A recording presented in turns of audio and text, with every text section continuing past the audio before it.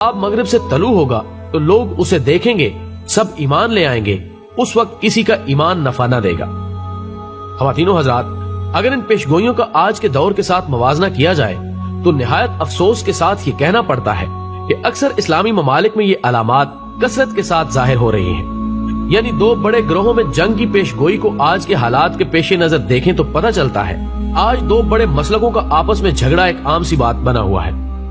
Iraq, Iran, लबनान, Yemen और शाम को ही देख लीजिए, यहाँ पर मसलक और अपने अपने मजहब के नाम पर किस कदर खून खराबा हो रहा है। दोनों गिरोह एक दूसरे के खून के प्यासे हैं, हालांकि दोनों ही एक अल्लाह और उसके एक रसूल सल्लल्लाहु अलैहि वसल्लम को मानने का दावा करते हैं। इसके बाद 30 दजाल की दूसरी पेशगोई के मुताबिक खुद को महदी या अल्लाह का नबी होने का दावा करने वाले अल्लाह के नबी सल्लल्लाहु अलैहि वसल्लम के जमाने से अब तक 62 की तादाद को पहुंच चुके हैं, जिनमें से बहुतों ने मसीह मऊद होने का दावा किया तो किसी को उसके मानने वालों ने मेहदी कहना शुरू कर दिया और बाज को अल्लाह का नबी मानने लगे।